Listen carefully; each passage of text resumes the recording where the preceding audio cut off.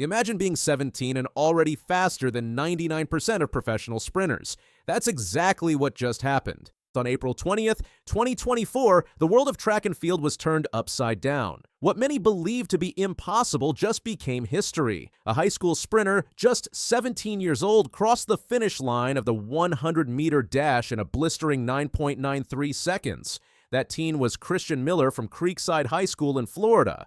And his race wasn't just fast, it was a seismic shift. For decades, breaking the 10-second barrier in high school was seen as unreachable, but Christian didn't just break it, he crushed it. Christian's 9.93 wasn't a one-time fluke. That spring, he clocked 2 more sub-10 races, one of them coming at the United States Olympic trials, where he nearly made the Olympic team with a 9.98. For years, the high school record hovered stubbornly at 10.00 seconds, a mark set by Trentavis Friday in 2014. Few even got close. But Miller not only shattered that record, he did it legally and repeatedly. This performance placed him second on the all-time junior list for athletes under 20, behind only Letziel Tebogo's 9.91 from 2022. What made Miller's times even more stunning was that they were run under legal wind conditions. No artificial help, just raw speed, perfect form, and ice-cold nerves. It's Tebogo, he's turning round, he's celebrating,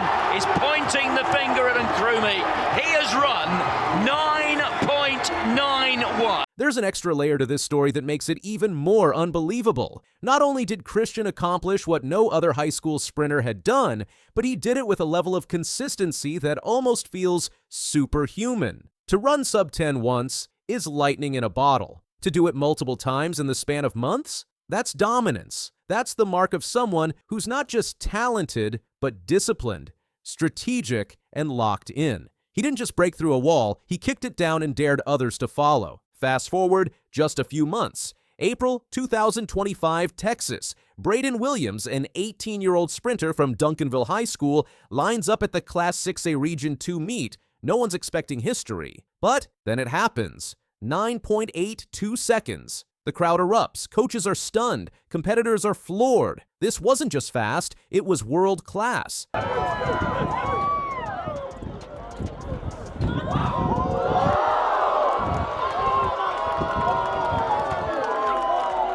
There was just one catch, the wind. A monstrous plus 6.0 meters per second tailwind meant the time wouldn't count for record purposes. But let's be clear, this wasn't some lucky gust pushing an average runner. Williams was flying. If we adjust that time for legal wind conditions, he still lands somewhere between 9.88 and 9.96. Either way, it's clear this kid has wheels. And the aftermath of that race? Electric. The video of Williams crossing the finish line spread like wildfire on social media. Coaches and athletes around the world dissected every frame. His acceleration phase, his top-end speed, his form, everything was under the microscope. And what they found was a sprinter who could very well be the next big name in track and field. While the U.S. was reeling from Miller and Williams, another young sprinter was lighting up tracks halfway across the globe. Gout Gout, a 17-year-old from Australia, broke 10 seconds not once, but twice. Both times the wind was just over the legal limit, but the message was loud and clear. Australia's got a future star. Gout Gout has done the unthinkable, breaking the 10-second barrier in the 100 meters twice in one night. Gout's style is fluid, his turnover insane. In the 200-meter, he's broken 20 seconds multiple times this year alone. And just like Williams, he's one good day and a legal wind away from making history. Fans and analysts alike are watching closely, because the moment the wind cooperates, Gout Gout is rewriting record books. Gout Gout, though, now shows his class. Gout Gout from Queensland, 20.87. There's something else about Gout that sets him apart. His fearlessness. This is an athlete who doesn't flinch at big moments. He attacks races with the swagger of someone who knows exactly what he's capable of. And when the conditions finally align, the world better be watching, because he's going to make sure everyone knows his name. It's frustrating, really. The difference between a historic record and an all-conditions mark can come down to a gust of wind. For a 100-meter race, the legal tailwind is plus 2.0 meters per second. Anything over that, and the time doesn't count for official record purposes. Both Brayden Williams and Gout Gout have had their best races wiped from the record books due to high winds. Mitchell as well. And looks like Brayden Williams is going to get that 9.9. But don't let the wind fool you. These races still happened. The times were still run. And wind-adjusted conversions show that even under ideal conditions, these sprinters are sub-10 caliber. The potential is real. The only question is when, not if, we see these performances made official. And if you've ever doubted how much wind can impact a race, consider this. A tailwind not only helps runners cover ground faster, but it also reduces drag and energy output. It makes every stride just a little more efficient. That's why records have such strict wind rules. But it also means that when the wind dies down and these athletes still run blazing times, there's no more debate. They're the real deal. This isn't the first time we've seen wind-aided magic. In 2014, Trayvon Brommel ran 9.77 with a plus 4.2 wind. People doubted it, but a month later, he ran 9.97 under legal conditions and became the first junior to go sub-10 legally. Brommel went on to compete at the world level, proving that even wind-assisted times can signal real greatness. Has a meter or two. Mike Rogers going well on the outside. Lyle started to come through now, but Trayvon Brommel, 10.03 unofficially. Well, he got the... For Williams and Gout, Brommel's path is the blueprint. Turn wind-aided brilliance into wind-legal dominance. If their early races are any sign, it's only a matter of time. Why now? Why are we suddenly seeing teens break barriers once reserved for pros? It's not just talent. Training is smarter. Nutrition is dialed in. Recovery is optimized. Even the tracks are faster. The science behind sprinting has evolved, and these athletes are reaping the benefits. Christian Miller and his peers train with intensity and precision that wasn't common even a decade ago. Video analysis, performance tracking, biomechanical feedback, they're all part of the new sprinting toolkit. Combine that with raw hunger, and you get a new generation that refuses to wait. And it's not just about training harder, it's about training smarter. Athletes now have access to tools that help them understand exactly how their bodies move and perform. They can analyze split times, reaction speeds, muscle efficiency, all in real time. It's like having a personal sports scientist for every workout. Here's what makes this story exciting. It's not over, not even close. The outdoor season still has meets left. The weather will shift, conditions will change, and when they do, we might just witness history all over again. Brayden Williams is hunting that legal sub-10. Gout Gout is waiting for his shot. And Christian Miller, he's already there but wants more. A potential showdown at World Juniors or international meets could give us one of the fastest high school face-offs ever. And beyond that, imagine this. What happens when these three meet on the same track? No wind issues, no excuses. Just three of the fastest teenagers the world has ever seen, racing side by side. That's not just a race, that's a moment. That's a turning point in the history of sprinting. Track fans, pay attention. We are living through a golden age of youth sprinting. Christian Miller, Brayden Williams, and Gout Gout have kicked the door open. They're not just chasing records, they're redefining what's possible. No longer is the 10-second barrier untouchable for high schoolers. No longer do we look to pros for the fastest times, because the fastest man in the world this year might just be doing homework between training sessions. The future is now, and it's moving fast. Like, share, and drop a comment. Who's breaking 10 legally first? Let's hear your pick. Akeem Blake alongside him. Bednarek is trying to run the two of them down. It's going to be very close here. It's going to be Kenny again! He's never been the favorite. He's always been second. But what if the most dangerous sprinter in 2025 isn't the one with the gold medals, but the one chasing them down? Every year in track and field, a few names start to rise above the rest. Athletes who don't just win, they dominate. In 2025, that name is Kenny Bednarek. From lighting up the Grand Slam track circuit to delivering historic performances in relays, Bednarek is no longer the perennial silver medalist. He's making a serious case to be the top sprinter in the world, and if his current momentum continues, this might be the year he finally claims his gold.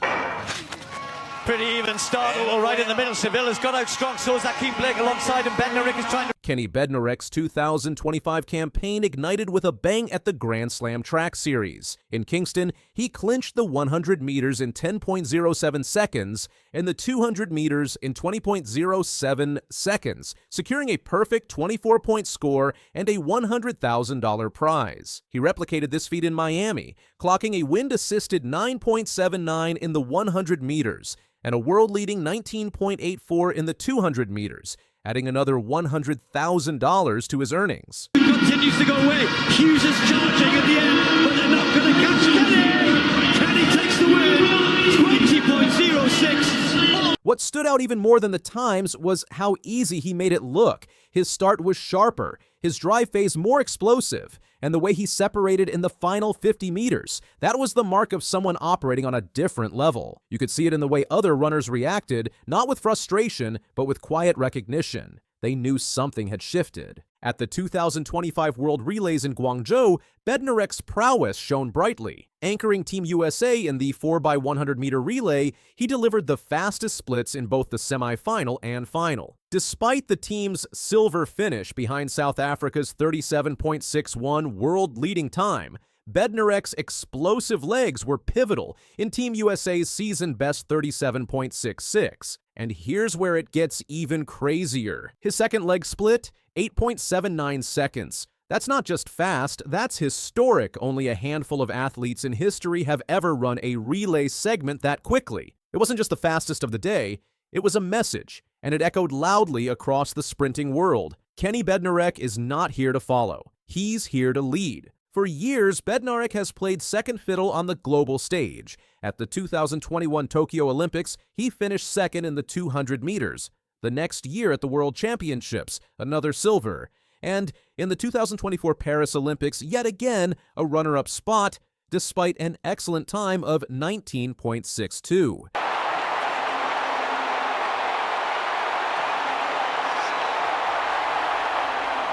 What made these results more frustrating is that in any other Olympic year, his times would have likely earned gold. But like Jamaican legend Johan Blake, who was always overshadowed by Usain Bolt, Bednarek seemed destined to always be the bridesmaid. But 2025 feels different. There's a noticeable shift in his mindset and performance.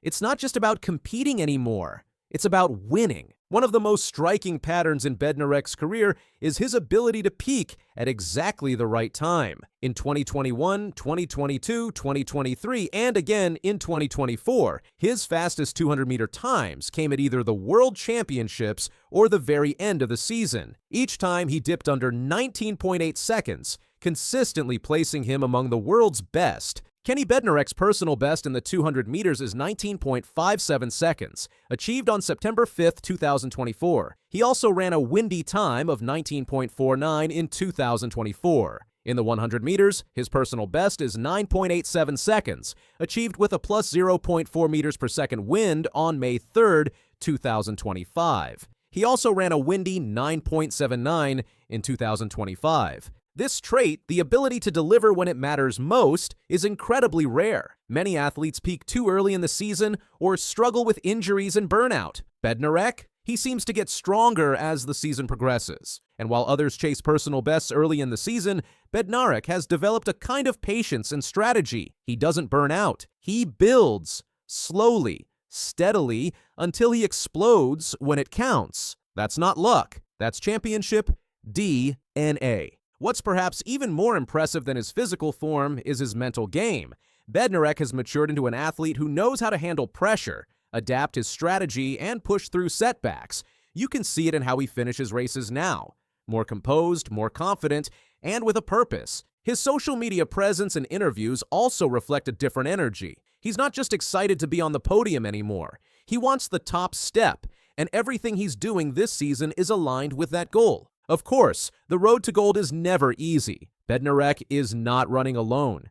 Athletes like Letsile Tebogo, Seville, and U.S. teammate Noah Lyles are all serious threats. Tebogo especially, the Olympic champion who narrowly beat Bednarek in Paris, is expected to bring his A-game. But here's the thing, Bednarek has already proven he can hang with and even beat these guys. His double wins in the Grand Slam meets and record-setting relay leg are proof that he's operating at a higher level in 2025.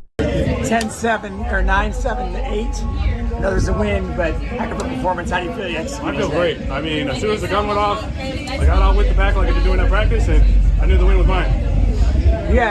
Momentum is everything in track and field, and right now, Bednarek has it in spades. His times are improving, his confidence is growing, and his consistency is unmatched. He's not just getting lucky, he's putting in the work, adjusting where needed, and delivering when it counts. The 19.57 he ran at the 2024 Diamond League in Zurich, his personal best, was a glimpse into what he's capable of. And now, with another full year of training and experience under his belt, there's no telling how fast he can go. Looking ahead to the World Championships in Tokyo, the stage is set for a breakout moment. If Bednarek can maintain his form and continue building on his early season performances, he'll be a top favorite in both the 100 meters and 200 meters. And remember, the 200 meters is his bread and butter. This is the event where he's most dangerous, where he's consistently posted world-class times. In 2025, Kenny Bednarek set the fastest time in the world this year by winning the 200 meters in 19.84 seconds at Sunday's Grand Slam Track Series Miami meet. Now the question is, can he dip under 19.5? If Bednarek does manage to capture his first global gold this year, the narrative around him will change forever. No longer the guy who came close, no longer the Silver King, but a true champion, a sprinter who rose through near misses and turned them into history-making wins. And even if he falls just short again, the fact remains, he's one of the most consistent and thrilling sprinters of this era. His legacy is already being written in split times, victories, and relentless drive. Kenny Bednarek's 2025 season has all the ingredients of a career-defining run. From Grand Slam sweeps to historic relay splits, he's not just running fast, he's running like a man on a mission. With the World Championships on the horizon and momentum on his side, this might finally be the year he gets his gold. But one thing's for sure, if you want to beat Kenny Bednarek in 2025, especially in the 200 meters, you'll need to deliver one of the fastest performances the world has ever seen. What do you think Bednarek is capable of this year? Drop your predictions in the comments and let us know if you think this is finally his golden year. Don't forget to like the video, subscribe for more track and field stories, and hit the bell so you never miss an update. This sprinting season is just getting started, and you won't want to miss what happens next. Wind him up and watch him go here, Gout Gout. He's already got the stagger, so he moves right off. Den Blöcken, jetzt kommt und jetzt ist Usain Bolt nicht zu halten. A 17-year-old just ran faster than Usain Bolt did at the same age, and he's not from the US or Jamaica. Meet the Australian teenager who's leaving legends in the dust and rewriting the future of sprinting before he's even finished high school. Born to South Sudanese parents who immigrated to Australia for a better life, Gout Gout grew up in Ipswich, Queensland. His journey didn't begin on a track. Like many Australian kids, his early athletic days were spent chasing a soccer ball. It wasn't until a school athletics carnival that Gout stumbled upon his true gift. At just 12, he exploded onto the school track, leaving older competitors stunned. That one performance was all it took to reroute his destiny. His coach, Di Shepherd, saw the signs immediately: freakish acceleration, natural form, and a deep hunger to improve. She shifted his focus from soccer to sprinting, setting him on a path that would soon put the nation's spotlight on his young shoulders. It was just like the chest kind of squeezing and then just releasing. It was like, we got it, like we did it.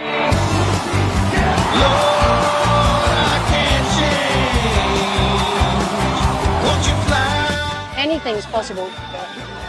Sky's the limit. The world is a oyster. Exactly, 100%. By 14, Gout wasn't just winning races. He was making history. Going under 10 seconds for the first time is the latest achievement in Gout's promising young career, which began getting global attention after he ran the 100 meters in 10.57 seconds as a 14-year-old in 2022, setting a new Australian under 16 record. But he wasn't done. The following year, he ran 20.87 in the 200 meters, eclipsing the under 18 national record and sending shockwaves through the athletics community. The defining moment came in December 2024. In front of a stunned crowd at the Australian All-Schools Athletics Championships, Gout ran the 200 meters in 20.04 seconds. Not only did this time break a 56-year-old Australian record set by Peter Norman, but it also beat the time Usain Bolt ran at the same age. John out wide from WA. Josiah John. Gout though now shows his class. Gout from Queensland. 20.87. That is a national record. Suddenly, Gout wasn't just Australia's fastest teen, he was a global talking point. Even seasoned athletes who dominated for years began to take notice. Coaches from rival countries studied his form, his cadence, and even his off-track discipline. The murmurs in international circles grew louder. Who is this kid from Ipswich? And how far could he go?